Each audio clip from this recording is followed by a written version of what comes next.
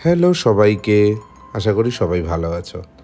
আজকে মামবাবিকে নিয়ে আমি আর ডোনা গেলাম আমাদের বেলেঘাটা প্যান্টালুন্সে। এর আগে মামবাবি কোনো দিন বেলেঘাটা প্যান্টালুন্সে কিন্তু আসেনি। আমি আর ডোনা এর আগেই এসেছি। আগামী বৃহস্পতিবার আমাদের একটা ইনভিটেশন আছে, তার জন্য মামবাবি বলল চল তাহলে যাওয়া যাক, গিয়ে দেখি যে কী কী কালেকশন আছে। আমি মামবাবিকে নিয়ে আর ডোনাকে নিয়ে যথারীতি রওনা দিলাম সন্ধেবেলা। এসেই দেখলাম গ্রাউন্ড ফ্লোরে ওদের লেডিস সেকশন, ফার্স্ট ফ্লোরটা মেন সেকশন। মেন সেকশনে এখন আমার আর বাবির যাওয়ার কোনো দরকার নেই, গ্রাউন্ড ফ্লোরেই। তাই মাম বাবি সেই কারণে ডোনার জন্যই আমরা গ্রাউন্ড ফ্লোরে ছিলাম। বেশ ভালো লাগছিল। প্রথম কথা, ভিড় নেই, ফাঁকা, এবং কালেকশানও বেশ ভালো।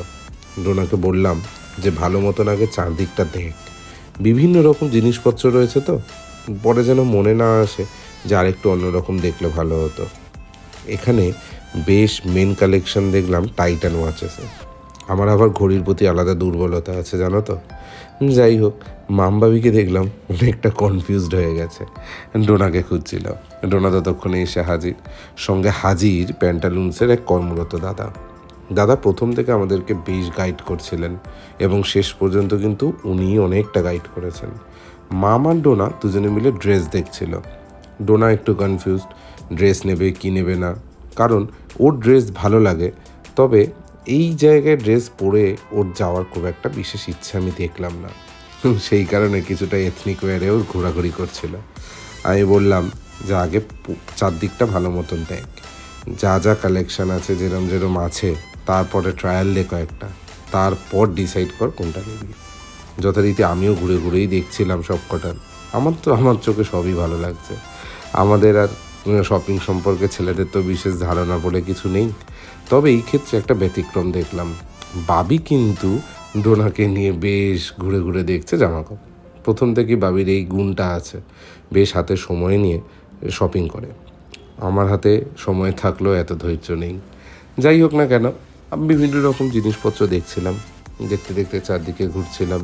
ওরাও ব্যস্ত, ডোনাও ব্যস্ত, আমি নিজেকে নিয়ে ব্যস্ত।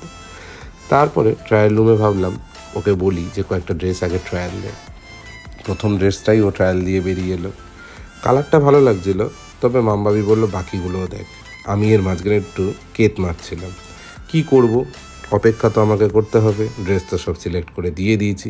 যথারীতি তিনি সেকেন্ড ড্রেসটা পরে হাজির। মামবাবির না এই ড্রেসটা ভালো লেগেছিল, কিন্তু মামবাবি বলল বাকিগুলোও দেখ। ডোনাও দেখলাম বাকি ড্রেসগুলো নিয়ে ব্যস্ত।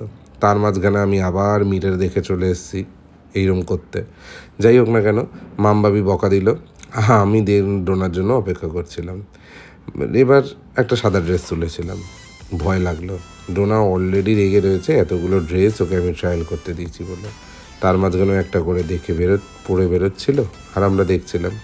দেখতে দেখতে দেখলাম যে ড্রোনাকে অন্য একটা ড্রেসেই বেশি ভালো লাগবে। রেড কালারেরটা আমার ঠিক পছন্দ হলো না। মামবাবি তো অলরেডি এক্সস্টেড, বসে পড়েছে, টায়ার্ড হয়ে গেছে না। যাই হোক না কেন, দুজনে মিলে কি একটা গল্প করছিলাম, আমি আর মাঝখানে বিশেষ ঢুকিনি। তখন দেখলাম তার মধ্যে বাবির পছন্দের একটা ভিভার ড্রেস ডোনা পরে এলো। সঙ্গে সঙ্গে রংমঞ্চের একটা হোয়াইট ড্রেসও পরে এলো, যেটা মামের পছন্দ। সিলেক্ট করলো হোয়াইটটাই নেবে। তার সঙ্গে একটা হোয়াইট বাটম প্যান্ট আর একটা টপও নিয়েছে, যেটা পরের ব্লগে কোনো দিন তোমাদেরকে দেখাবো। বাবি বলল বেশি আর দেরি করিস না, অনেকটা রাত হয়ে গেছে। বিলিং সেকশনের সমস্ত ঝামেলাপত্র মেটালাম। অলরেডি ম্যাডামের ফোনে একটা অফিসের কাজ চলে এসছে। ডোনা দেখে নিল সেই কাজ, আমি দেখছিলাম আমার লেডিস এবং জেন্টস কালেকশনের কিছু ওয়াচ। বাবি দিয়ে দিল ডোনার হাতে গিফট, তার জন্য ডোনা হয়ে গেল খুব খুশি। আর আমাদের বাড়ি যাওয়ার সময়ও চলে এলো। আজকে সারাটা দিন মোটমাট বেশ ভালোই গেল। চারদিকে বিভিন্ন রকম জিনিস দেখলাম, শপিং করলাম সন্ধেবেলা, টুকটাক নিজেদের কিছু ব্যক্তিগত কাজও ছিল, তার মাঝখানে কিছুটা মজাও হলো। যথারীতি আমরা এবার বাড়ি ফেরার পথে। ভালো লাগলে ব্লগটা একটা লাইক করে দিও, শেয়ার